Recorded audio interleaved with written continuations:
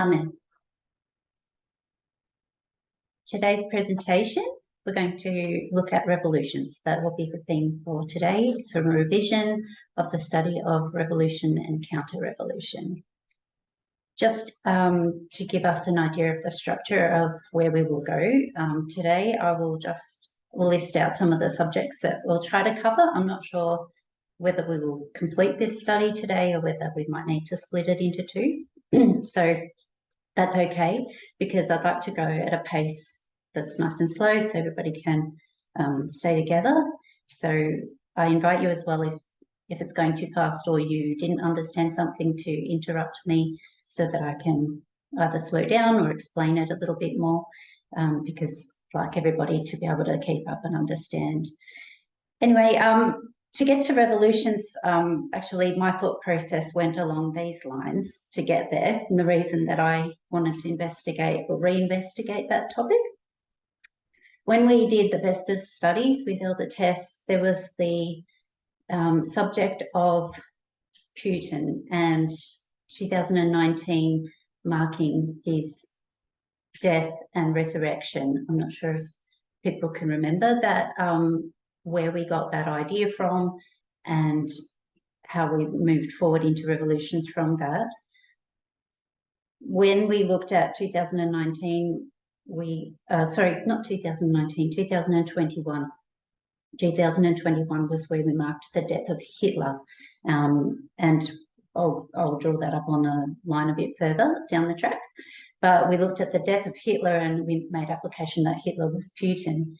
And if Hitler died, then how could we be in the situation where we've got a Cold War period afterwards, or what we're seeing happen in Ukraine between 2021 and Sunday War. So the death and resurrection of Hitler became a subject which then brought in revolutions, because revolutions taught us about the death and resurrection of Trump and how we had made the application of Napoleon and Abraham Lincoln and how that tied in with Trump, and that was back in 2019. So that's where revolutions came into the storyline, and it's not a subject that I felt really familiar with, so I wanted to go back and have a look at revolutions. So that's what I want to do today. And when we did the study of revolutions, through that came the prediction of 2020, and which we now make the application that it's the death of George Floyd and the rising of a counter-revolution in 2020. So I'd like to have a look at how that prediction of 2020 was made, what was known or expected about 2020 before the event, and then what the fulfillment of that was and how that looked. So some revision of those things. We'll also bring into there an idea of cause and effect in 2020, because there was a backlash from the right-wing side against that movement in 2020 of left-wing movement, Black Lives Matter. And we saw concord there amongst people on the left wing came into concord. There was also a coming together of people in the right wing as well. So then it was like a counter-revolution happening since 2020. I'm curious about when that counter-revolution ended, or if it's still ongoing. I don't have an answer on that. But it's either finished or it's still ongoing. I'm not sure, but we kind of can look at counter-revolution and see what we can understand from that.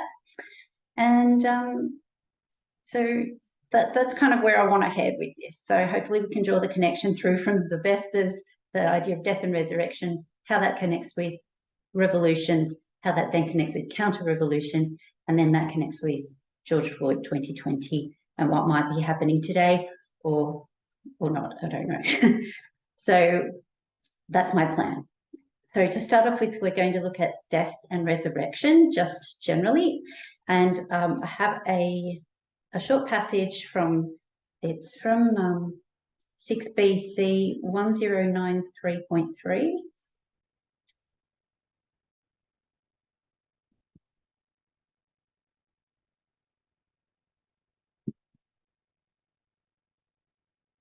And I'll read it to you. Paul illustrates, I'll just read it. Paul illustrates this subject by the kernel of grain sown in the field. The planted kernel decays, but there comes forth a new kernel. The natural substance in the grain that decays is never raised as before, but God giveth it a body as it hath pleased him. A much finer material will compose the human body, for it is a new creation, a new birth. It is sown a natural body, it is raised a spiritual body. So that's about the idea of death and resurrection, and this concept of something going through a change, how it marks a change. And so when we're looking at some of these concepts of death and resurrection, we can mark a change in behavior or a change of character in the person we're talking about. We're not talking about a literal death. So just to illustrate that, that'd be the death, and that'd be the resurrection. And it's different once it's resurrected. And that's where we get the idea of going from natural to spiritual. Death marks a change.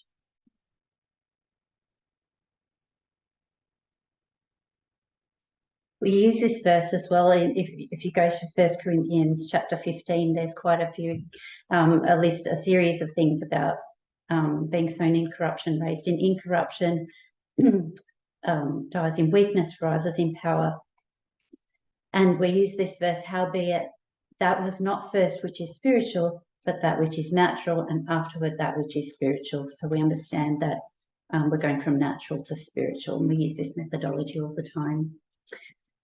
So that's a little bit of revision on death and resurrection.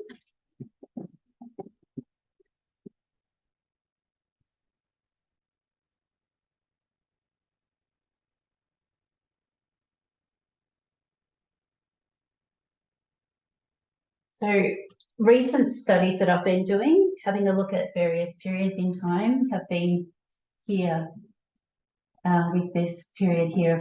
I've been calling it the overturning, something like that. And we had here, which I mentioned before, Putin 1 and Putin 2, going from one, change of character. Yeah. And that, like I mentioned, it comes from the idea of the death of Hitler, but we also knew that there was going to be a Cold War, because this is 1945. When we look at the line of World War II, and we saw that this waymark showed that Hitler died, but then it was followed by a Cold War period here.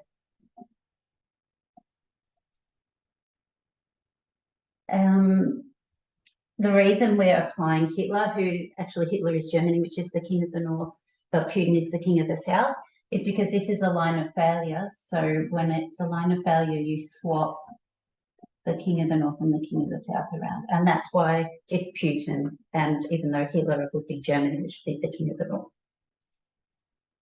north. We also learned in that Vespers study, somebody had brought out that this reminded them of a change that happens here from the 6th kingdom to the 7th kingdom. And this is also a change when we're making application. Just because the 6th kingdom dies here doesn't mean it's gone. It comes up as a 7th. If we look at other examples as well, we have, like we said, we had Trump here. So Trump version 1 and Trump version 2. And that's because we brought in the ideas of Napoleon and Abraham Lincoln. And this comes from the study of revolutions. And that's where we mark that there, that change. So there are a few examples of change of behaviour. And the reason why I wanted to go and look at revolutions, to understand why we put Napoleon and Abraham Lincoln here. So we'll have a look at that now. Just going to turn my board around.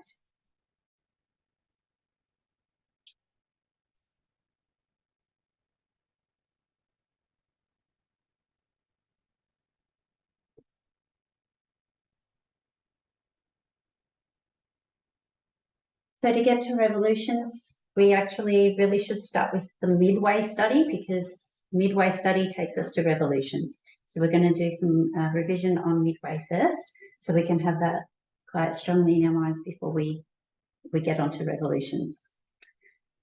So can people call out, perhaps tell me, when we're looking at the Millerite line, what dates in the Millerite line line up with these three? If anybody can remember any one of those three. We have this way mark, which would mark a close of probation.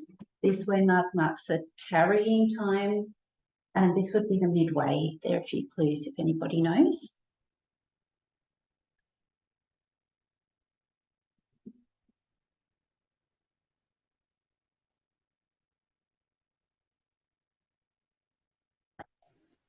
When do we mark a shut door for the, say, the priest's line in the Millerite history? October 22nd.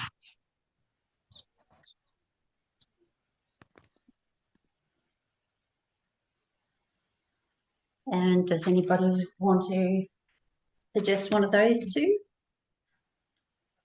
1798 to 1840. July 21, and somebody said 1840. So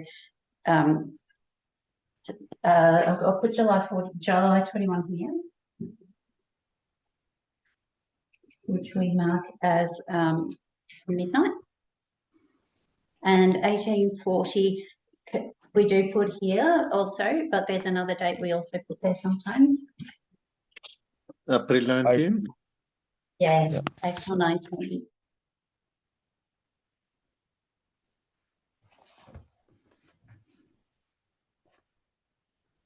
Okay, so there's something really interesting about this section of history. So we're really focusing on this dispensation here. And I gave a clue earlier about what is interesting about this history and this study, its theme. If I was to compare this dispensation with these two dispensations, does anybody know where I'm headed with this? What is similar or the same about this one and this one in the literal Millerite history? And what's unique about this way? Why did I? Midpoint. Pardon? Midway. Midway, thank you. Yes, midway. So this here is the middle way mark, literally between these two dates. So we have the same number of days on either side.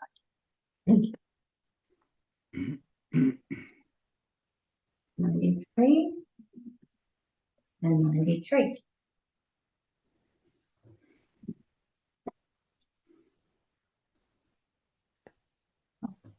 So this becomes a spiritual midway.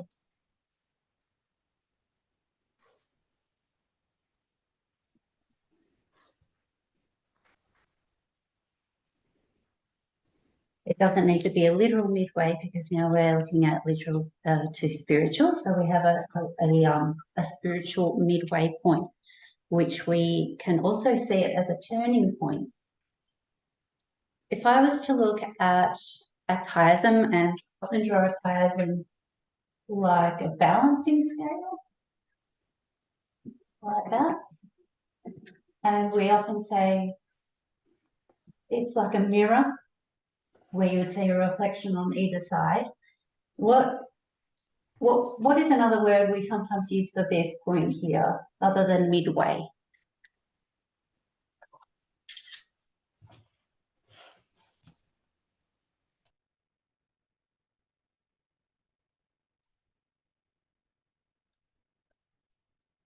Nobody's sure?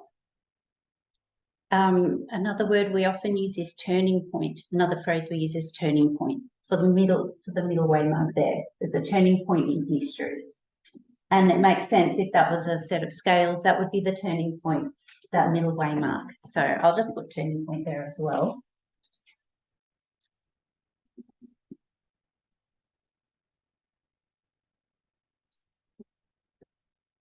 Now, there's something special about, because we had specific dates for these two waymarks here, not just the year. And what's interesting about the dates that we had marked for those?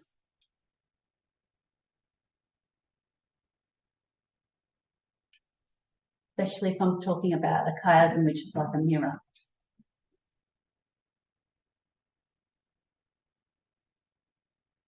So what do we put here often? Pardon? Is it 9/11 and then Yeah. I said, is it 9/11 and then 11/9? Yes, that's right. Thank you. Remember, we've always called this 9/11 for obvious reasons, and this one we had the prediction of 11/9, which makes it a chiasm.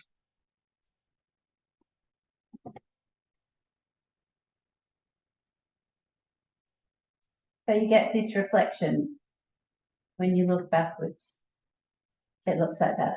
So then this is your turning point, or the midway mark. Okay, so this is a very interesting date because it's midway, it's between this, and this is a turning point in history. Something starts here and something ends here. This is marking a period of time with a middle, the beginning and the end. And so this is a midway point of this transition here from April 19 to October 22. And we have a series of other midways and turning points. Now, what is significant about some of these numbers? I'll write them down.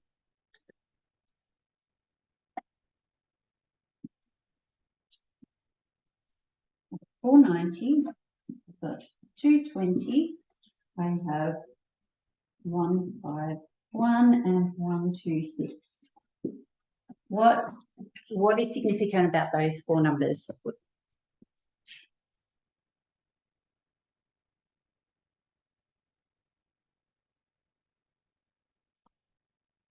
They look familiar to anybody. Probationary French. Two people spoke at Is it once. to do I was with the like, gathering? Katherine? not hearing the audio so well, I'm sorry. Would someone say something again? Sorry. probationary period. Yeah, we have this probationary time. So we recognise this from the 70 weeks. So that's a prophetic number. What do we know about these two? How do we get these two numbers? The sanctuary. Thank No. Daniel 5. Sunday Is it the 110? The 110? 110. Okay, 25/20. okay, the 25/20. Marie, do you want to just briefly explain, if you can, how we get the 126 and the 151 from the 25/20? Or perhaps No, perhaps for the sake of I just need to revise it myself. I apologise. that's okay. That's fine. Well, for the purposes of this study, we probably don't need to spend a lot of time going into that. But hopefully we at least all recognise that all of these are prophetic numbers that we use and have to do with the 25/20 or restoration. We have the 220 here, which is a number we always had known was symbolised by restoration.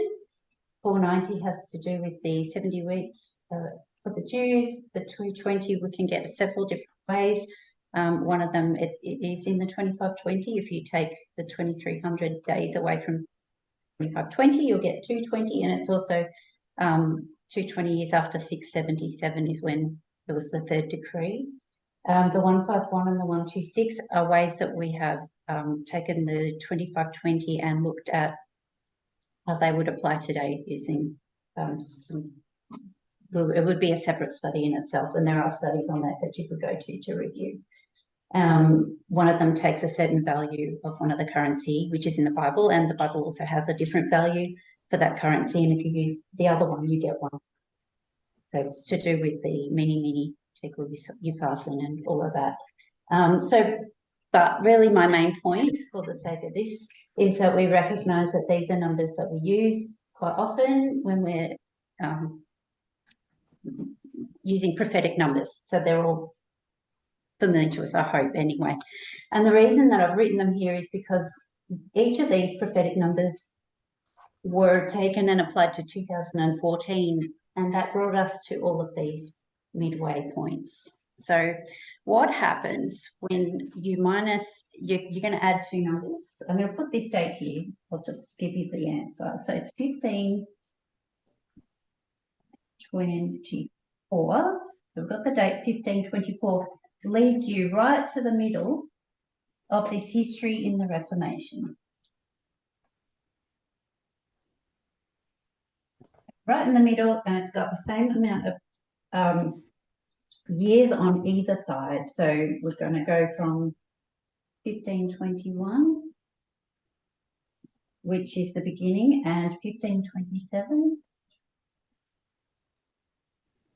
which is the end, the amount of years. It's going to be a fight between the peasants first. So this is the peasants leading this, and then a period of like backlash by the aristocrats.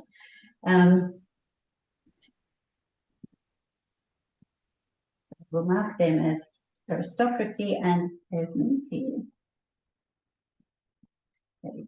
And the reason that this is so interesting that you bring this is because this year, 1524,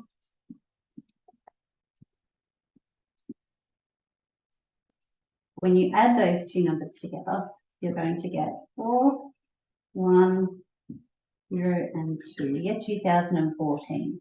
So it's prophetically linked by the 490 to 2014. It's 490 years later, and look, 490 years earlier, and you land yourself right in the middle of this Reformation period here.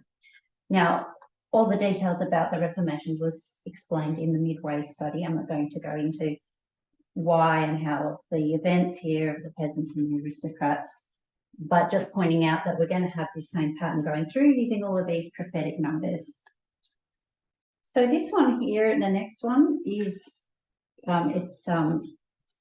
when you add, I'll do it this way, it's 1794.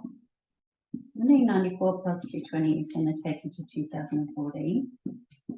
And so we'll put 1794 here. And where do we land in the middle of?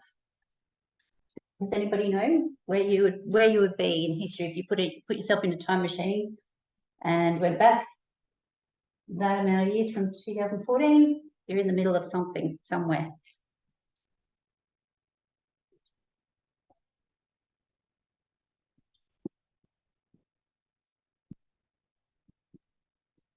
You'll find yourself in the middle of the French Revolution. So 1789 marks the beginning of that, and 1799, it's a 10-year history, and it can be divided into two halves. First half is the Reign of Terror.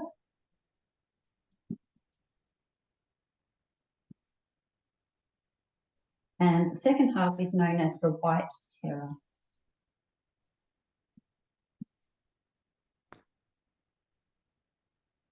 And now the amount of years is also exactly half, 5 and 5, which is why this is the midway, or let's call it the turning point. This is a turning point.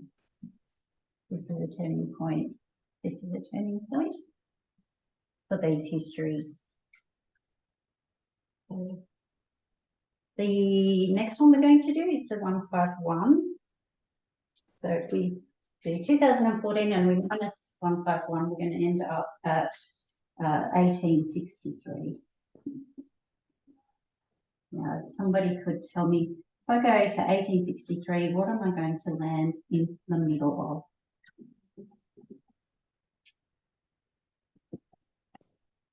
Civil War. Exactly, that's a date that's really familiar to us.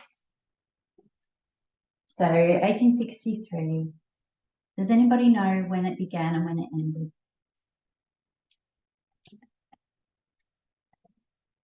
In 61, 1861 and 65. Okay, so what do you notice about these two time periods?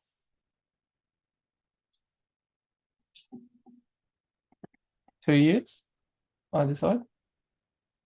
Exactly the same. So we're right in the middle. Thank you. On this side, we see the south in the ascendancy, and on the other half, we see the north. There's a definite turning point here at 1863 in the war. That's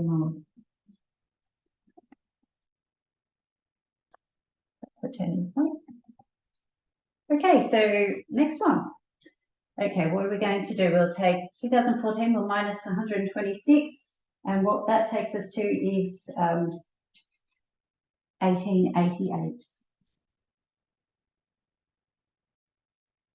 Two 1888. And we know that date, that's familiar to us too, that's a turning point.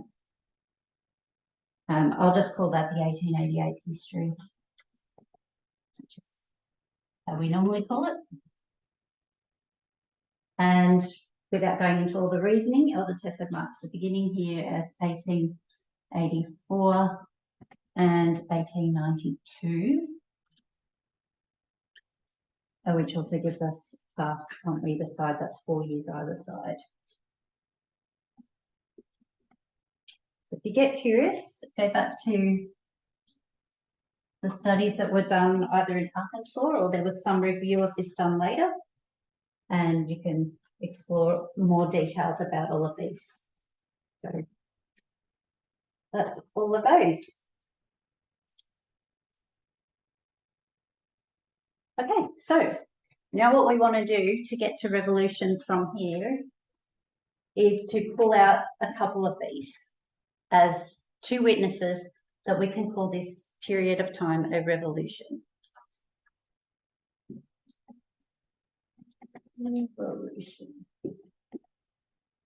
Revolution from here to here. And we get that from this one. And civil war is a type of a revolution. Civil war is a revolution in the country, and so is the French Revolution, obviously. So we're going to keep these two. This is one witness and two witnesses, but this time period is a revolution. So everything makes sense. Does anybody have any questions?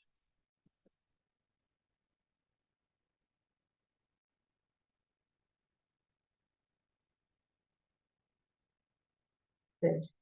So that's a little bit of a revision on the Midway study and how we get revolutions from that. So what I've done now is I've already pre-written these in here. We've got our first witness and our second witness, that this is a revolution. We've got our dates in here, 9/11 and 11/9. And we're marking this as revolution. Now we've got two witnesses, but we're going to end up with 1, 2, 3, 4 more. So we'll end up with 6 on revolution. And then this one here is going to be counter-revolution. So we'll work our way through the logic of all of that as well. What else do we want to say before we start? Okay, what we're going to do is look at, there's a key date here as well. We mark 11/9 for the French Revolution. So we've got 11/9 here. And actually we will do a little bit of, I think, did I put it in? I've got something to share screen later, and it mentions the date 11/9 and Napoleon being established. Pretty sure that's the date that he became, like, I can't remember what the role was called. It's in my notes, we'll look at it later. But 11/9 is when that happened. So we can mark that date there. So we've got, well, this is our application, but we have this witness here for 11/9. And now we want to look at other November 9s as well. There's a date here, 2016. And something significant happened on November 9. that year. Who remembers what that was?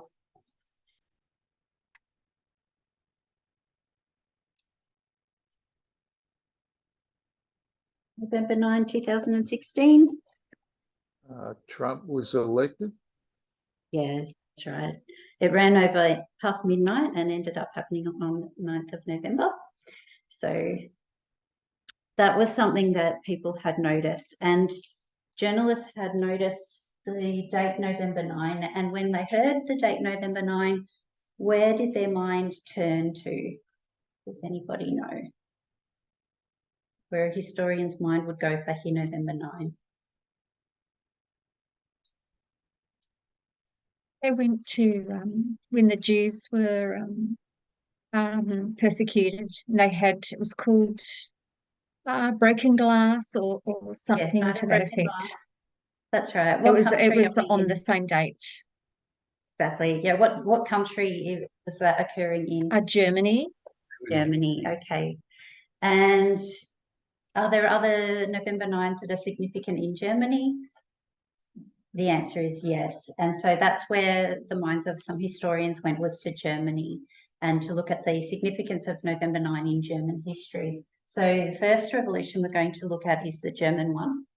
But first I'll take you to the article which Elder Tess mentioned that she had come across when this event at November 9 happened. So I'll just share screen so you can see the article.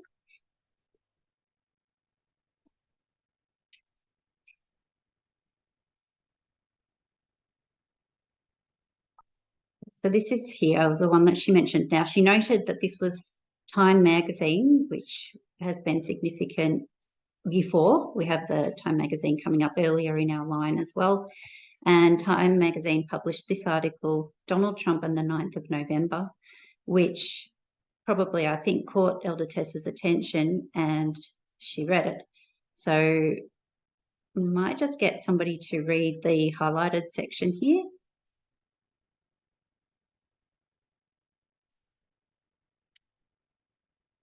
I can do that for you.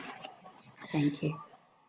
It was on the very early morning of November 9, 2016, that Donald Trump secured his historical election to the presidency of the United States. A number of commentators pointed out that November 9 was the anniversary of Kristallnacht, the anti-Jewish program that erupted in Germany in 1938, and one recent article on German reaction added that it was also the anniversary for the 1989 fall of the Berlin Wall. But November 9 also has another meaning in German history. The events of November 9, 1918 were more important, in a sense, that either Kristallnacht or the fall of the wall, since they were made both possible. On that day, the abdication of Emperor William II was announced, clearing the way for the armistice with the Allies, the Versailles Treaty, the foundation of the Weimar Republic, and nearly 15 years of intermittent political and economic chaos, culminating in Hitler's seizure of power in 1933. Thank you. So this author is making a connection between November 9, 2016 and this abdication. So the author's saying, so the author is a journalist and doesn't understand prophecy, but they're doing their best. They're making a connection between November 9, 2016 with November 9, 1918, that this is going to lead to a situation, a situation which could lead to other further horrible events such as Kristallnacht and other things like that. But this here, the abdication of Kaiser Wilhelm was a really significant November 9 that this author is saying relates to 2016. Now, why does Elder Tess disagree with this application? Because she does. It caught her attention though, but she says that the journalist is is wrong to apply it here, and it should actually be put here. So why would she say that? To give you a clue, the abdication of Kaiser Wilhelm marks the end of a revolution.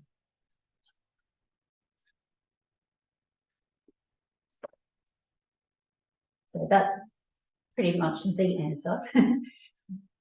It is because he abdicated here.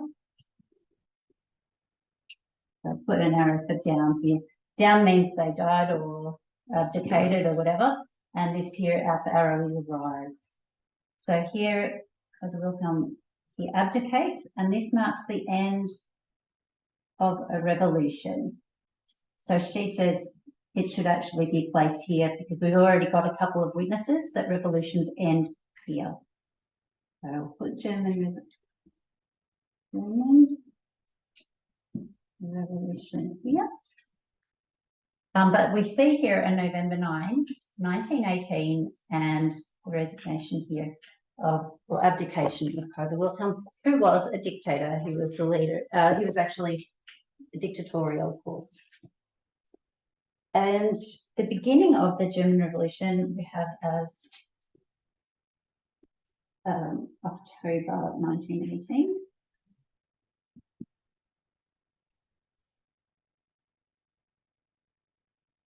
Let me just check my notes.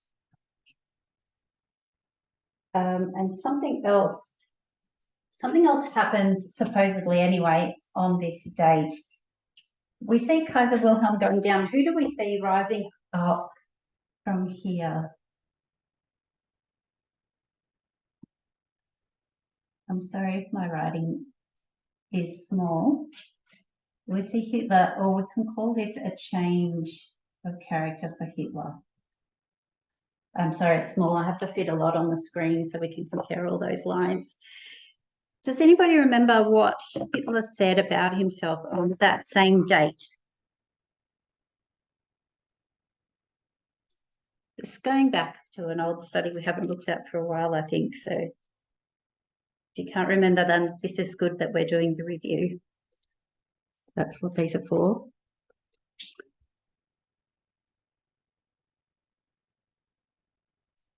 There's a book that Hitler wrote. I've got an article which mentions it. That was the only place I could really get a quote to share. This article was written on November 9, 2017. So it's a year later. People are remembering November 9. The author of this article is saying Hitler, he basically co-opted this November 9 date. So he knew that it was a significant date. And he's written this book later and he's looking back and he wants to claim this as his own turning point for himself. So this section of the article says, it's called I Am the Resurrection. And I just wonder whether somebody would like to read this section. It's the author's opinion that, yeah, Hitler sort of made all this up for convenience, you know, to support his own political agenda.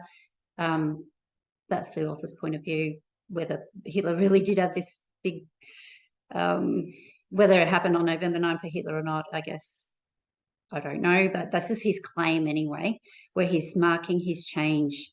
So could, somebody unmute and read this, and I'll get you to read all the way down till this little bit at the end where I've put a little full stop. In the moment of this resurrection, he wrote, he had decided to become the leader who would bring deliverance to the German people. This man destined to eternal night, who during this hour in... Oops, sorry. Sorry, it's my fault. What I did was I actually want the whole section read, and I didn't want to highlight the whole lot. So could you start with Hitler, that word? Of course. Yeah, and then go all the way to that full stop. Sorry, Ray, it's my bad. No, that's okay. Hitler thus decided in the summer of 1923 that he was trying to create a space for himself in national politics, that he would simply recast his past. And what better way to connect his own life to that of the nation than to pick November 9 as the moment of his political epiphany? The aspiring dictator now used biblical language to describe how he had essentially been dead from the mustard gas attack before the revolution had brought him back to life.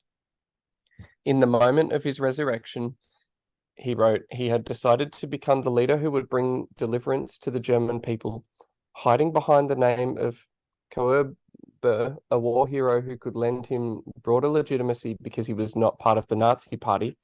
Hitler was not shy in comparing his fate that November 9 directly with that of Jesus. This man destined to eternal night, who during the hour of his who during this hour endured crucifixion on pitiless Calvary, who suffered in body and soul, one of the most wretched from among this crowd of broken heroes, this man's eyes shall be opened. Calm shall be restored to his convulsed features. In the ecstasy that is only guaranteed to the dying seer, his dead eyes shall be filled with new light, new splendor, new life. A year later, when Hitler wrote Mein Kampf, his much longer second autobiography, he used this fictional recasting of his experiences on November 9, 1918, as the focal point of the story. He described how he had responded to the news that revolution had broken out and that the war was over and had been lost. On hearing the news, Hitler claims that it was impossible for me to stay any longer. While everything began to go black again before my eyes, stumbling, I groped my way back to the dormitory, threw myself on my cot, and buried my burning head in the covers and pillows.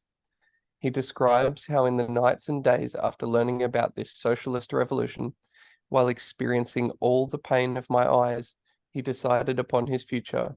I, however, resolved now to become a politician. The previous 267 pages of Mein Kampf had been but a build-up. This one sentence is the most famous in the book. Thank you very much.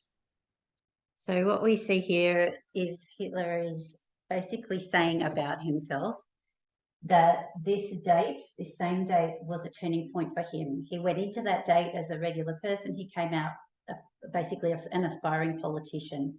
And this was his turning point. He also uses the symbology of like a death and a resurrection to mark that experience. So it ties in with our themes going through here.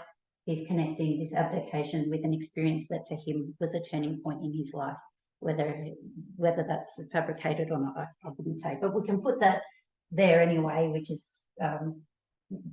at least his storyline, if nothing else. So, okay, so what we see here is that out of this date here, we have the government is in disarray and it breaks up into factions. So now I just want to start the process. Now we're going to start looking at some of the history of these different revolutions. And I've got a few pictures and a little bit of summary there so we can revise them together. So prepared. So I'll share this and then I will just, I'll probably talk it through rather than getting somebody to read because it's in dot points. These are some of the notes that I took from the study that Elder Tess had done. And then I just put a few pictures there as well so we can feel like we're a little bit in that history along with it. I don't know, I think pictures sometimes help me a bit. So this is now in the period of preparation. So we're talking about the Kaiser has already abdicated and now this is the immediate aftermath of that. And we're calling this a period of preparation before the counter-revolution breaks out. So it's like a building up of tension and excitement and preparation of armaments or whatever's going on that happens in the build up to the counter-revolution triggering off. So during this period here, we had the Chancellor, so this is not Kaiser Wilhelm, this is the Chancellor, also abdicates and he hands over power to Friedrich Ebert. This is controversial because there was no approval from a monarch or a cabinet or the Reichstag. So it was a controversial handing over of power. In this picture, we have that man, Ebert, here in his role, having been given this power. Not everybody accepts that. So it starts to build up tension towards a reaction to all of this, and the government splinters into factions. There's a group called Spartacists, which are mainly communists, and they proclaim a new national government. So they're giving an alternative government. And meanwhile, Ebert is actually signing the armistice and organising elections for the government. Spartacists are preparing for an armed uprising, and on Christmas Eve, unpaid sailors occupy a government building. So the pressure is building up. It hasn't triggered off the counter-revolution, but it is building up. Then we see the beginning of counter-revolution, which I'll mark on the board after I stop sharing. But let's have a look at what happens when the counter-revolution begins. So it's marked as January 5th, 1919, and that's when the Spartacists began their revolution, or let's say counter-revolution in this case, the backlash. There's a picture of some of them there in the streets of Berlin. I'll leave the picture there if I can. Okay, they armed hundreds of industrial workers and unionists. So they're giving out guns to all these people, and they're attempting an armed takeover of Berlin. They do quite well. They seize critical points around the capital. Telegraph offices, police stations, and government buildings fall into their hands. They barricade manned checkpoints on the roads and intersections. So they basically take over Berlin, and a general strike was called. In the first few weeks, the Spartacists won most street fights and paralysed significant areas of Berlin. Then you see a resistance to this counter-revolution forming. So now we've got this other group here that are going to resist the Spartacists. Political and military build-up support to resist this revolution. Volunteer militias of former soldiers are mobilised, and bloody street battles are happening in Berlin. And this picture, it shows them using piles of newspapers here as defences because they're fighting in Berlin, I guess. They succeed, this resistance here on this picture. They crush the communists in 3 days, so really quickly, and Berlin is recaptured. But that's not the end of this, because this uprising thing goes across to Bavaria. So it's in April now. So we started, I think, in January. It's now in April. The communists seize Bavaria, and they declare it an independent Soviet republic. So this, apparently, according to my search, is a picture of that scene in Bavaria, and you see people in uprising. And they named, so this is the Spartacists and so forth, they name Munich the capital, and they appoint ministers. They establish contact with Bolshevik rulers in Russia. But then nearly 40,000 anti-communist soldiers and armed militias descend on Bavaria. The Bavarian Revolution is crushed 4 weeks from when it began, so really quick again, in May, and that marks the end of our counter-revolution. So as you'll see in all of these pictures, we see the Earth has had a violent history, and just that became sort of obvious to me the more I looked at all these pictures. I just see violence, violence, violence, violence. So there's nothing, what we're seeing today isn't anything new at all. So January is 1919, and it's quite short-lived as we go through till May 1919. Mark this, it's called the German Civil War.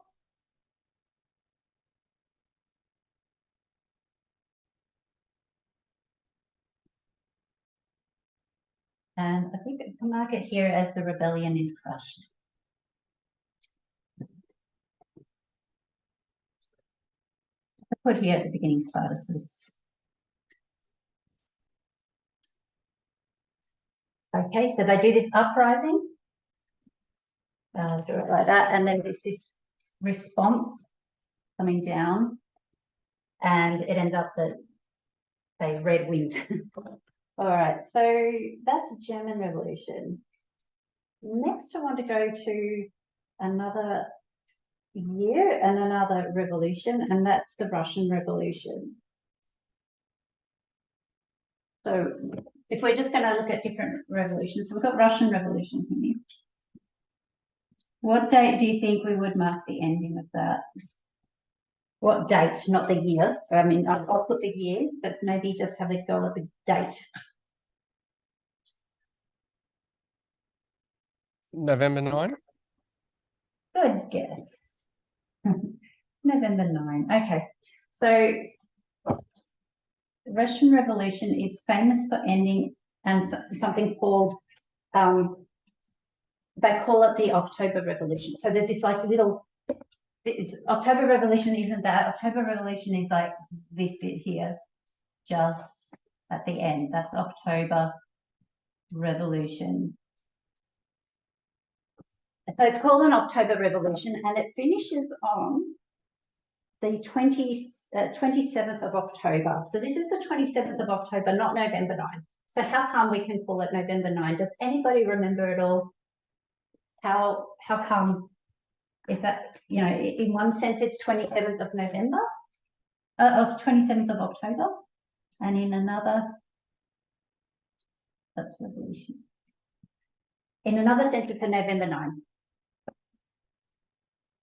Because of the Julian calendar Exactly. and the Gregorian calendar. That's really good. Good memory. So the Russians back here are still using the Julian calendar. Most of the rest of the world have already gone across to the Gregorian calendar. And it's the following year where Russia also follows suit and goes to Gregorian. But right here on this date, they're using the Julian calendar. So they call it the October Revolution. They put 27th of October here. But for the rest of the world who are using the Gregorian calendar, it falls on November 9. If you look on Wikipedia of October Revolution, it's going to tell you that it actually finished earlier than this, just prior. And it doesn't say it finished on the 27th or November 9. It says it finished like a day or two earlier. So there's also a significant reason why Elder Test marks the November 9 or 27th of October as that date. Something significant happened which made Lenin into a dictator and basically established him. So we've got Lenin. Lenin has gained the ascendancy here. He gains power and becomes a dictator there. Let me, before we get into that, just mark the beginning. So we've got March 1917 as the beginning of that.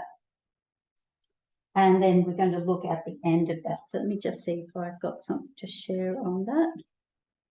I think I do. Let's have a look at what I've got on my share screen. Okay. All right, so we're in Russia now. So this is the lead up. So this is giving us the context to November 9. This happens just before, just in the days prior. The Bolsheviks stormed the Winter Palace and Petrograd on the couple of days previous to the 9th of November 1917. These were the last remaining holdouts for the provisional Russian government. So here's a picture of the storming of the Winter Palace. This is basically marking a significant turning point in Russia's history. And they're going to go from a monarchy now to the communist system. So this is here, the palace. This is a significant date and marks basically the end of this Russian Revolution. They proclaimed, so I'll leave that picture there for you, they proclaimed the abolition of private property and the redistribution of land among peasants. They announced the immediate withdrawal of Russia from World War I. This is the new Bolshevik government under Lenin. They institute an 8-hour workday, minimum wage, and abolish the death penalty. Now, to me, a lot of this sounds really good. I'd agree with a lot of these things.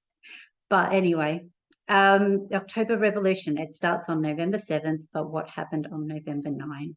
Now that's the question. Okay. Does anybody remember? He did something with the press. Yes, good. Great students. He did. He made a decree. And what does a dictator do to the press? Suppresses it. Suppresses it. Yeah, suppresses it. And in modern day, I guess Donald Trump doesn't have the power to maybe completely suppress it, but he can certainly undermine it, can't he? So by what he's saying, censoring the press. Thank you, Ani. Okay, so let's have a little look. I did get a capture of it, I think. Let me just see. Decree on the press. We could read a little bit of it because what he says, so they do this as a group. They had some debate about it amongst themselves in the communist leadership. but they've ended up doing this. They wrote this on the 8th. So sometimes if you Google it, you'll see it's got the 8th of November, but it actually was published publicly on November 9, so the next day. And I couldn't highlight on this document because of the kind of print that it's got, but if somebody could just read this paragraph here, it starts with everyone and it ends with people. If somebody could just read that, just to get a feel for how they're undermining as well and what they're saying. This word here is bourgeois. It's, I guess a revolutionary term coming from France. You could replace that with, say, elite, the elites. And then I think the rest should be fairly clear. So if you're thinking elites here, that should make sense. So if somebody can read, please.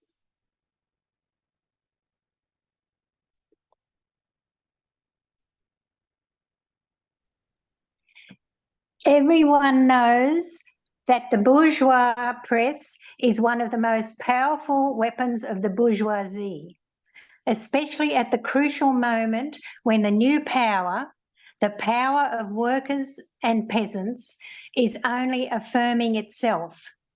It was impossible to leave this weapon wholly in the hands of the enemy, for in such a moment it is no less dangerous than bombs and machine guns.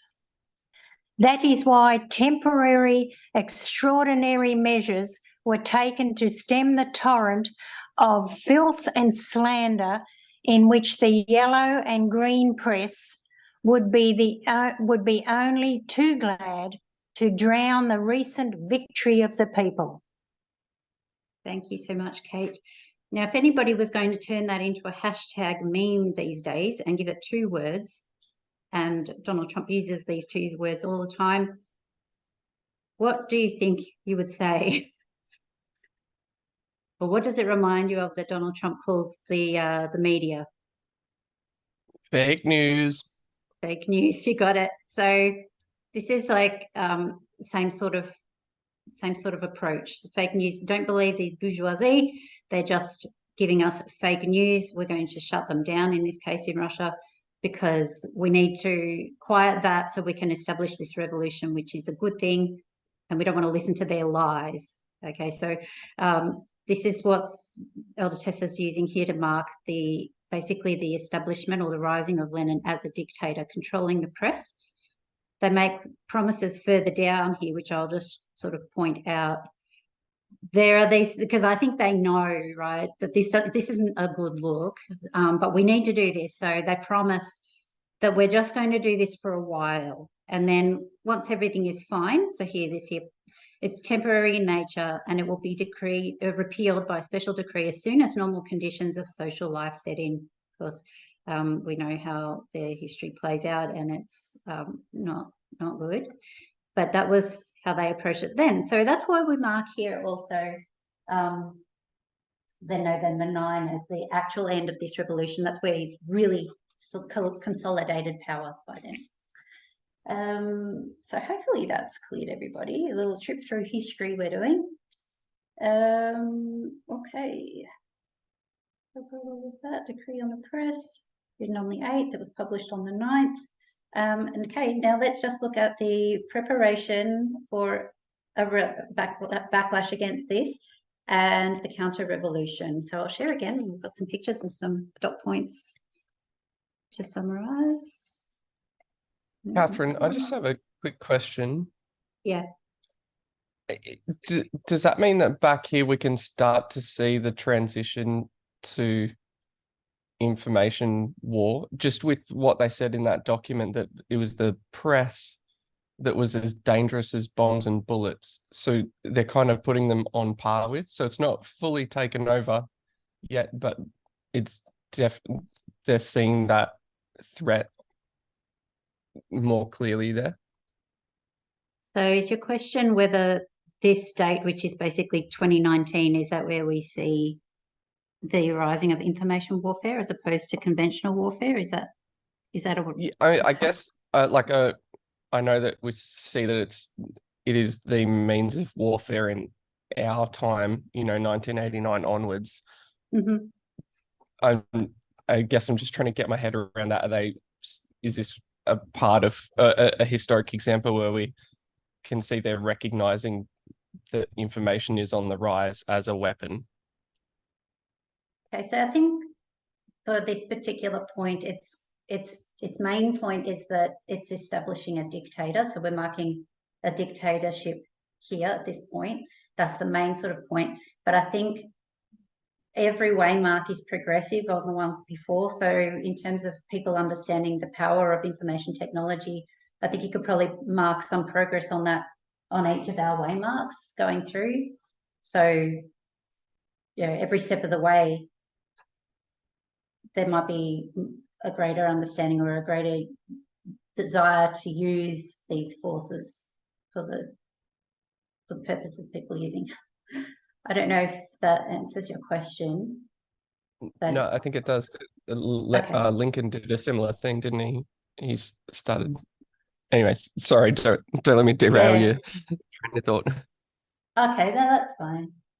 So, all right, let's have a look now at the preparation. I'll just share that document. Okay, here we are. All right, so that's where we were, and we're just going to move forward. Preparation. So now there's this preparation. So these are the, anti-communists. They start to build up towards a reaction, the consolidation and forming and the rise of the White Army. So these were the generals who were opposed to the Bolshevik Revolution, and here we see them arming up. Significant military action doesn't happen immediately. Men begin to choose sides that they will fight on. So everybody has to pick a side. It included men from peasantry through to nobles, as in the White Army. And they had a shared opposition to Bolshevism for being anti-religious, anti-property, anti-business, anti-Russian.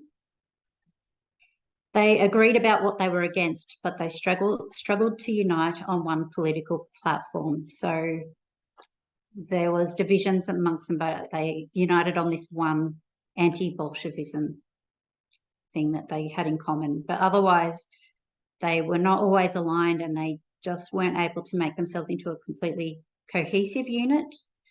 So it made it harder for them to win their counter-revolution. Now, the counter-revolution, it's marked as beginning in 1918. It's called, if you were to look it up, the Russian Civil War. It's not called a counter-revolution, but we're calling it that. It's also known as the White Terror. So where did we hear White Terror before? We just heard about the White Terror in the French history. So this is also called the White Terror. Both are called the same thing, and not necessarily for the same reasons. The White Army faces off against the Red Army. It's called a terror because they commit atrocities. So there's a lot of violence.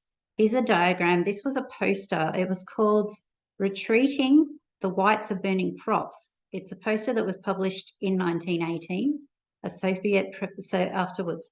It's a Soviet propaganda poster showing the White Army sacking a peasant village. So this narrative that, it's basically peasants are trying to gain their equality and they're getting downtrodden again, and this White Army is here punishing peasants. And there was a lot of suffering here as they attacked. They attacked people that they were suspicious of. So, yeah. And this is one of the only pictures on my document that you'll see women in, actually. If you notice, all the other pictures have only men. But you see the women here as well, suffering with their families, their children. Men are being killed as well, of course. But it's a very, very violent time. So that's why it was called the White Terror. The Civil War ends in 1922, and that marks the end of the major peasant and internal rebellions. The attempts at the counter-revolution failed. The last foreign interventionists leave Russia at that point, and 1922 marks the creation of the Soviet Union. Here's a picture of that history, and I wonder if anybody can work out what this sign says. You might not know the Russian alphabet, but a K is basically like a K. O and M are the same. This is like a U, and what this actually says is communism. So they're carrying the sign communism through the streets here. So that marks the end, I think, of that. Yes, because the next one is France. So I'll stop that. So let me just pop those dates up on the board. Revolution, and here we've got 1918 going through to 1922.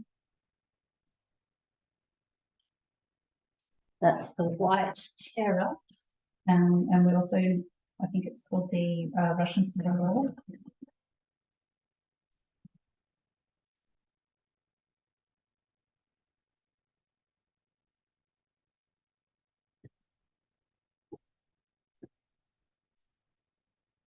And here we get the creation of the USSR at the end of that.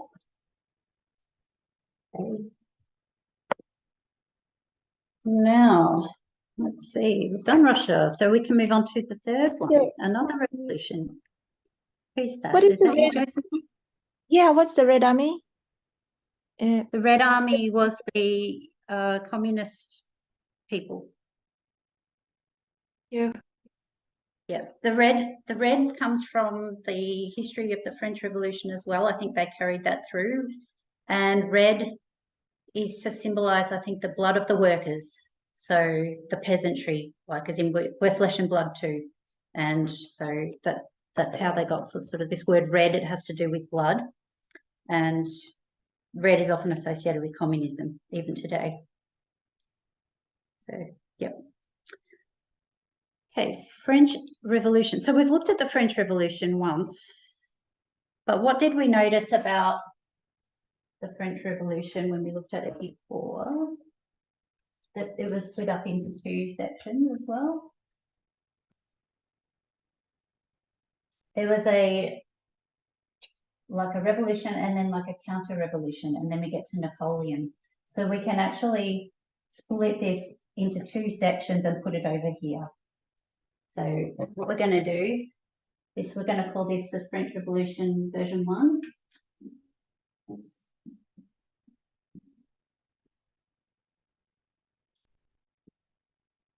And then this one here is the second application. Oops. And so what we'll do is we'll put 1789 here and 1799 here. And we're going to put 1794 here.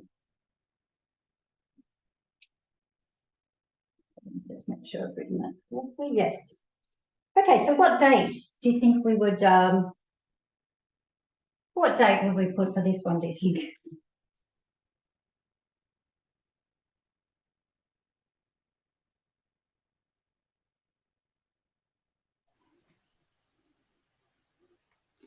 I guess. 9/11? 9/11 if you're in Australia, but what if you're in America? 11/9. Yeah. You just write it in, we'll write it in reverse. 11/9, okay. So let me just see what I've got here. Okay, let's have a look at this date. So we're looking at November 9, but if you look in the history box, it's going to tell us another date. So I will share screen. Can't remember if I wrote it in here or not. So let's have a look. Okay. So we're in this reign of terror. That was the first period, this revolutionary period, 1789 to 1794. That's the first half of that French Revolution that we've just now made its own revolution in itself. The Jacobins are led by Robespierre.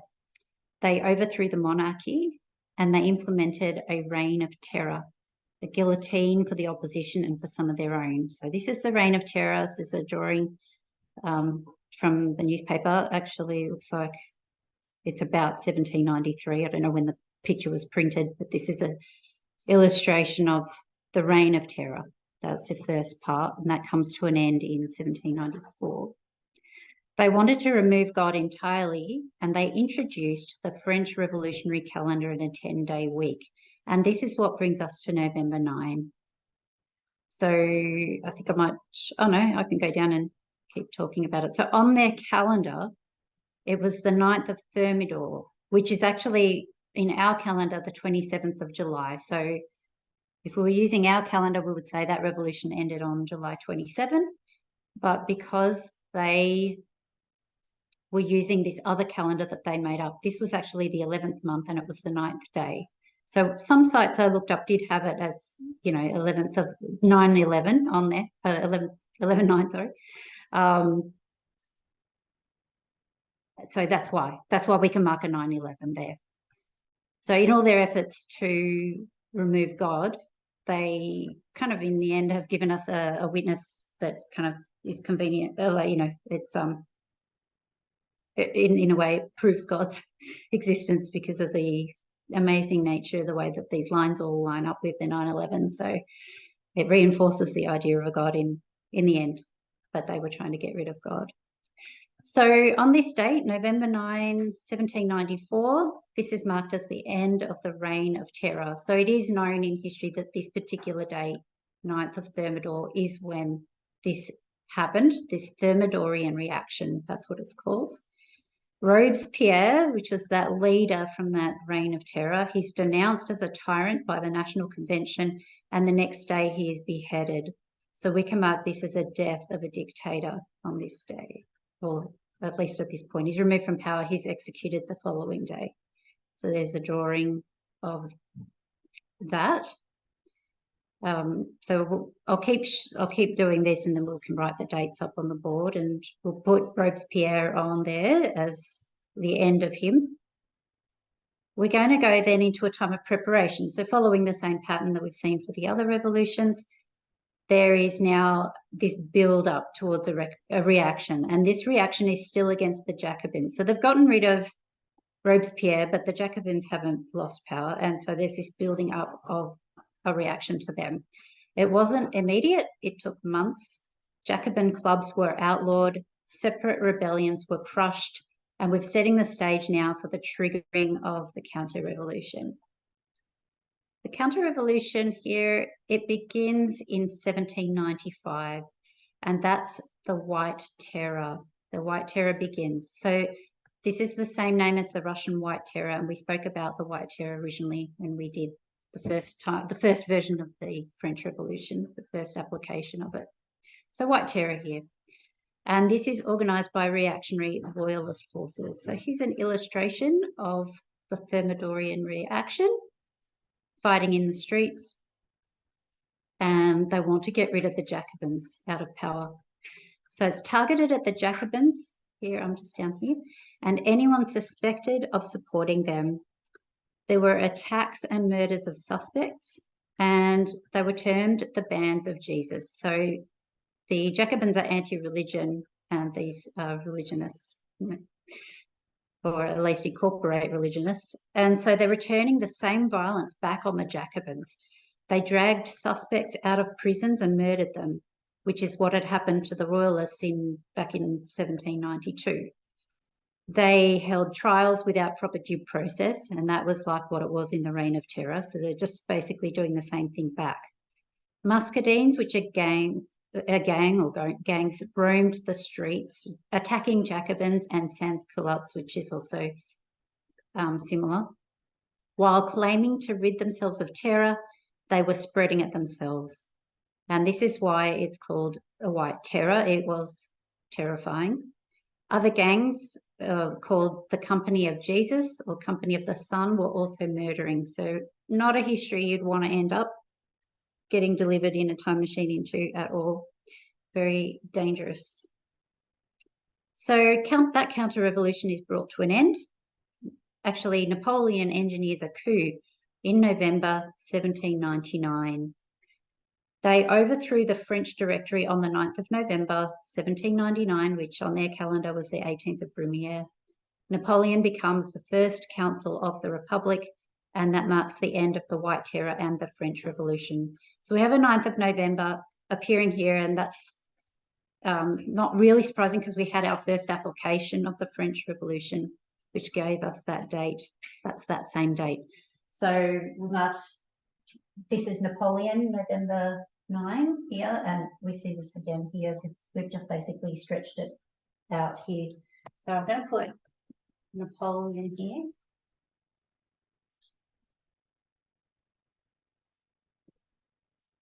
Napoleon here. We've just stretched it all out, and so he's over here now.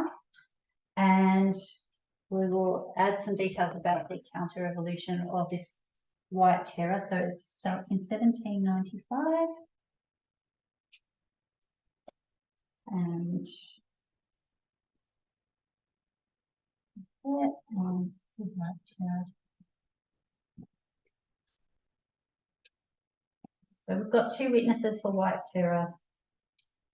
And I will put here this one, we're going to call it, I'll put the Jacobins, or the Reign of Terror. No, I'll put Jacobins here.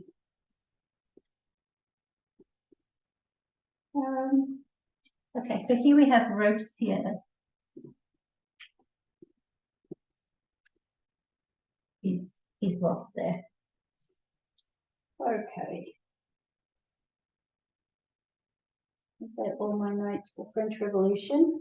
So we're getting close to the end of our time, so I'll probably just make it one more point and then maybe we'll sum up. This happened on 1918 and the counter-revolution happened on 1919. It ended in 17 and began on 18, 94 and 95. So we've got 18 plus 19 for the first one, 18 to 19. We've got 17 goes to 18, and we've got 94 going to 95. What's the pattern if I'm going to say 2019 here? Can anyone see a pattern?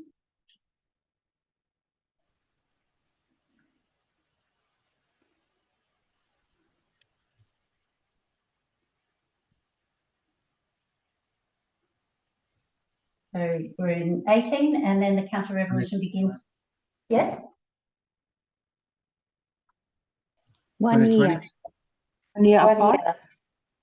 The next year, exactly. So this happens in that year and then the counter-revolution starts the following year. So it ends here, then it's January the next year, the counter-revolution starts. It ends here, 17, it's the next year it begins. It ends here, the next one begins the following year, 2019. The next one is going to start in 2020. 2020, and that marks the beginning of counter-revolution.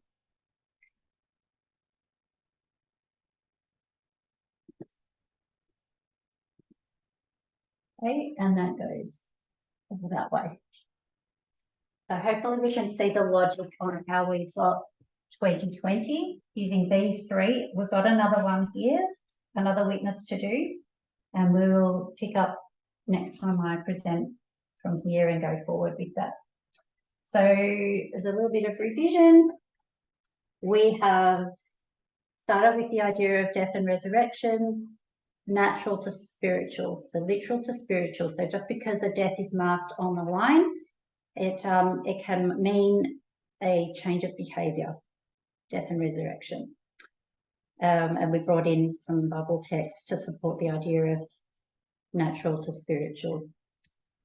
Then we looked at revolutions and how we saw that death and resurrection occurring at the end of the 2 witnesses we had. We had the death of Abraham Lincoln and the rising of Napoleon, and because we knew they both represented Trump, that explained that he would go through some sort of death and resurrection experience, which doesn't mean he's literally dying, but we do see a different Trump after that date, which we have seen. And then we can use that same principle when we're looking at Putin or the 6th to the 7th Kingdom and potentially other ones as well. So that was a little bit about that and how revolutions was connected with that. Then we looked at how we got to revolutions in the first place, and that was through the study of Midway. There was a couple of witnesses in the Midway study that were about revolutions, and so using that Midway study, which was also tied in with prophetic numbers and well proven to encompass the period of 2001 to 2019. We mark that now as revolution. And then from there, we went through some of the histories, just looking at what happened in the revolution, then that time of preparation, and then the counter-revolution, and how that pattern just happened over and over and over again on all of these revolutions. And also the way November 9 ties them all together, which, you know, it all connects to our date of November 9 and formed really witnesses, but there was many other witnesses for the date November 9 as well, given in the Midnight Cry. These weren't the only ones. And so that brings us to counter-revolution starting in 2020. We know somewhat what the application of that is, and we'll get around to that maybe next time. But we see how we got to the year at least, and what kind of things were happening and what to expect. We'll add on here as well, in each of these, yeah, there was always like a response to these as well. They didn't just walk all over it. So let's tie it off there, and then after we pray, we can open up for questions. So let's pray.